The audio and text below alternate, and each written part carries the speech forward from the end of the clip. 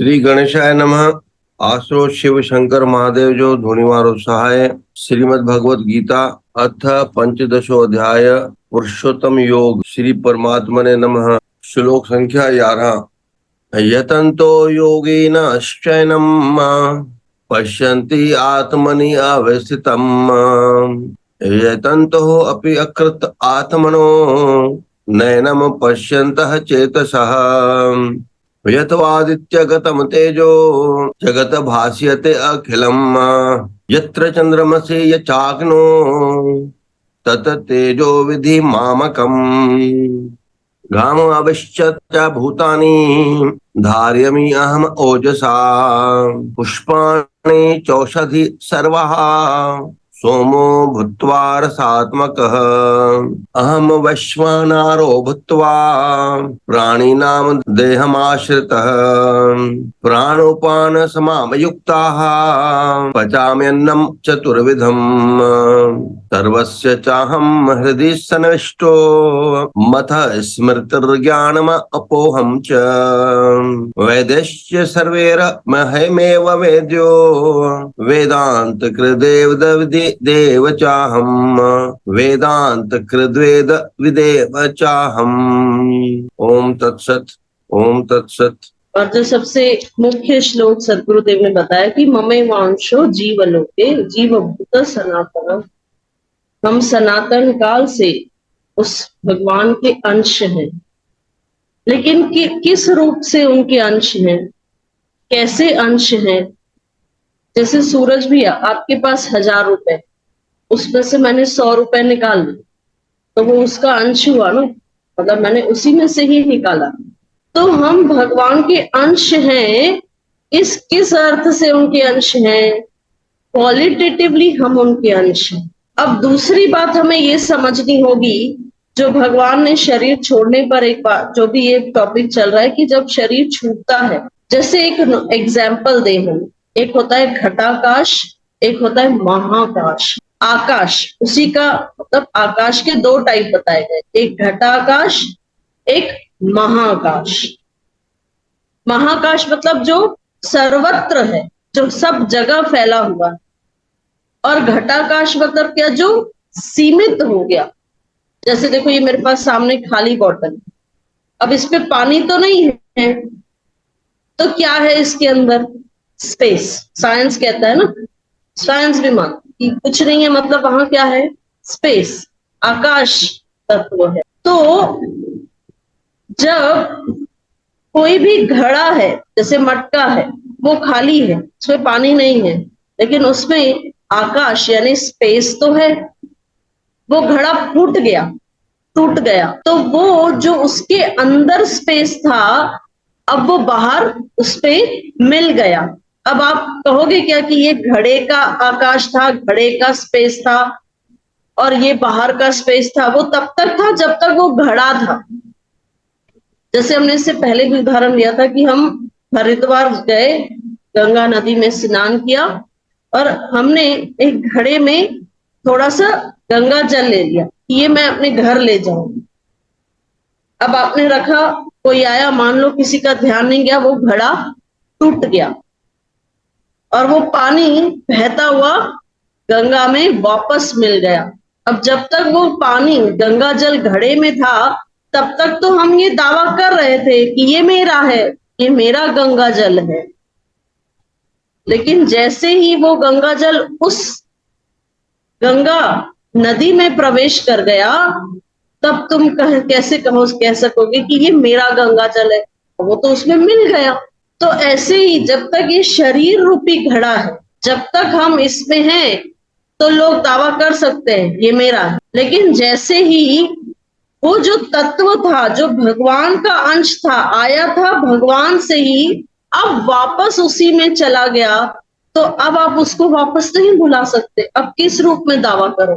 अब गंगा जल में वो गंगा जल मिल गया जो आपने अलग किया था, वो तो मिल गया, अब कहां से दावा करोगे? पॉसिबल है वो वापस आए? नहीं आ सकते। ऐसे ही एक बार जीवात्मा, तभी भगवान ने इसीलिए कहा था, यद गत्वा न निवर्तन्ते तद धाम परम मम। जो मेरे पास वापस आ जाएगा मेरे पास आ जाएगा, वो वापस इस पृथ्वी पे जन्म नहीं लेगा। तो भगवान कह रहे हैं कि जब तुम मेरे पास, यानी पूर्णमदः पूर्णमिदं पूर्णात् पूर्णमुदच्यते पूर्णस्य पूर्णमादाय, क्यों कहते हैं? जब हम उस पूर्ण से जुड़ते हैं तब हम पूर्ण होते हैं। जब तक हम उस पूर्ण से नहीं जुड़ेंगे हम पूर्ण नहीं हो सकते, क्योंकि पूर्ण केवल भगवान। तो जब हम उसके पास वापस चले जाएंगे फिर पृथ्वी पर आने का कोई सवाल ही नहीं है। तो भगवान कह रहे हैं कि यत्न करने वाले जो योगी जन हैं वे अपने हृदय में स्थित तत्व से मुझे जानते हैं। लेकिन भगवान ने क्या कहा? केवल योगी नहीं कहा, भगवान ने कहा यत्न करने वाले योगी, मतलब बार बार जो प्रयास कर रहा है, बार बार जो लगा हुआ है मुझे पाने में, मुझे समझने में, मुझे तत्व से जानने में, ऐसा योगी मुझे समझ सकता है, मेरा दर्शन कर सकता है। लेकिन जो योगी यत्न तो करता है लेकिन उसका अंतकरण शुद्ध नहीं है, तो फिर वो कैसा योगी बताओ? तो केवल प्रयास से नहीं होगा, अंतकरण शुद्ध होना भी बहुत इंपॉर्टेंट। जैसे सदगुरु साईं सदाराम साहब ने बड़ा ही सिंपल फॉर्मूला दे दिया। क्यों? क्योंकि सदगुरु जानते हैं कि जब तक चित्त साफ नहीं होगा, अंतकरण शुद्ध नहीं होगा, भक्ति का वास हो ही नहीं सकता। और किसी के प्रति कंटिन्यू बदले की भावना है तो बार बार वही चिंता। तो क्षमावान, दूसरा मीठी जबान। क्यों? क्योंकि अगर हम कटु वचन बोलेंगे, किसी का दिल दुखाएंगे, फिर उसी गिल्ट को लेके चलेंगे। इसलिए सदगुरुदेव कहते हैं बी अलर्ट अपने शब्दों पर। इसीलिए देखो संतों को देखो कम बोलते हैं पर मीठा बोलते हैं, दूसरों को प्रिय लगे ऐसा बोलते हैं। सबसे बड़ा हर्डल जो भक्ति में है ना, वो मैं वाला है। मैं ये करता हूँ, तो सेवा भी कर रहे हैं लेकिन हमने ये भाव रखा मैंने किया, तो अहम भाव आ गया। तो सदगुरुदेव कहते हैं कि विनम्र रहो। ये तीन गुण जब हमारे अंदर आते हैं तो हम अंतकरण हमारा शुद्ध होगा। लेकिन भगवान कहते हैं जो दूसरे जिन्होंने अंतकरण को शुद्ध नहीं किया, ऐसे अज्ञानी जन तो यत्न करते रहने पर भी आत्मा को नहीं जानते। फिर भगवान कहते हैं सूर्य में स्थित जो तेज है, जो संपूर्ण जगत को प्रकाशित करता है, तथा जो तेज चंद्रमा में है, जो तेज अग्नि में है, वो तो मेरा ही जान। तो सूर्य चंद्रमा, चंद्रमा हमने कल बताया था मन का प्रतीक। तो मन से हम भाव जगत बनाते हैं, है ना, इसने मेरे साथ ये किया, ये मेरे साथ अच्छा, ये सब मन ही तो कर रहा है। और अग्नि का प्रतीक है वाणी, वाणी से ही हमारा व्यवहार चलता है ना। सामने वाले कहते हैं ये व्यवहार में बहुत अच्छा है, क्यों भाई? बोलता भी ढंग से है, रिस्पेक्टफुली बात करता है। तो भगवान कह रहे हैं तुम्हारी ये जो तीन जगत चल रहे हैं, दृश्यमय जगत, भावमय जगत जो मन से तुमने बनाया, और जो वाणी से व्यवहार जगत तुमने बनाया, ये सब मेरे तेज से चल रहे हैं। यानी इन शॉर्ट भगवान फिर से अपनी विभूतियों का दर्शन करवा, भगवान फिर अपनी विभूतियों का ही दर्शन करा रहे हैं। पृथ्वी में प्रवेश करके अपनी शक्ति से सब भूतों को धारण करता हूँ और रस स्वरूप अर्थात अमृत में चंद्रमा होकर संपूर्ण औषधियों को अर्थात वनस्पतियों को पुष्ट करता।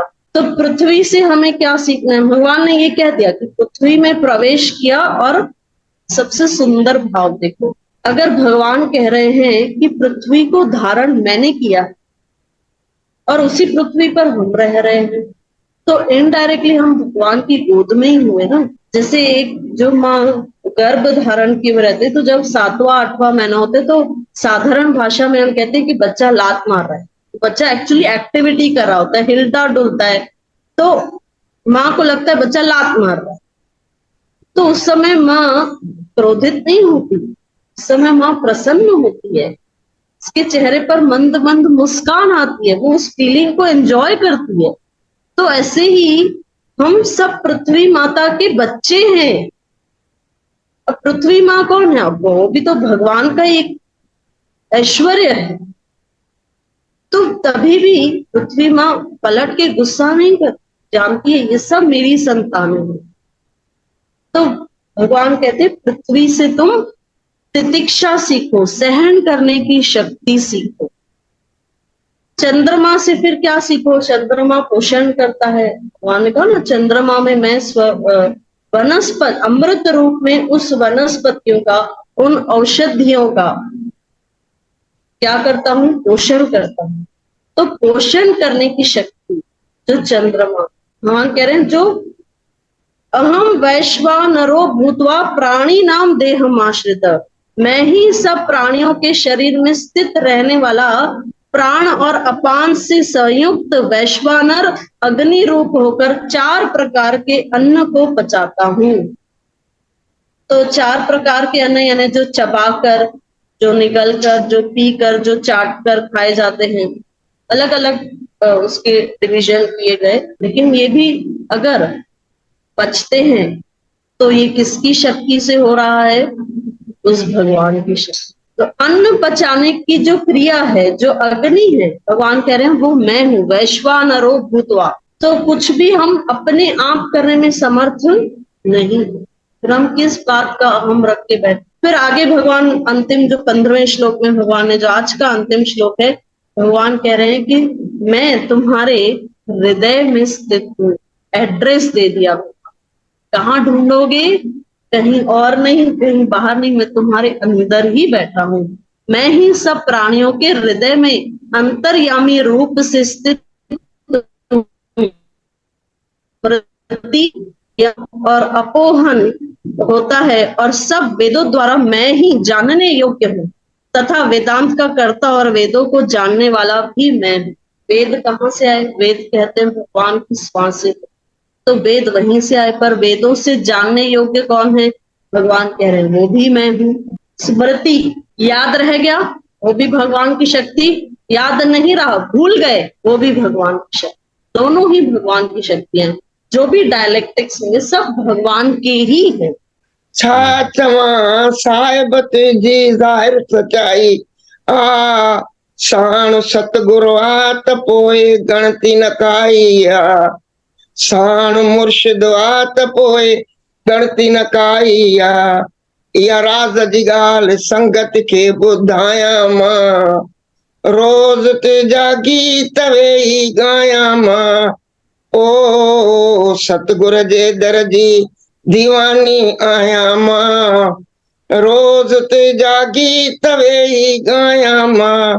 के पहले कुछ ॾींहंनि में बाबा दीदी सोनम तमोगुण, सतोगुण ऐं रजोगुण जूं ॻाल्हियूं कयूं हुयूं।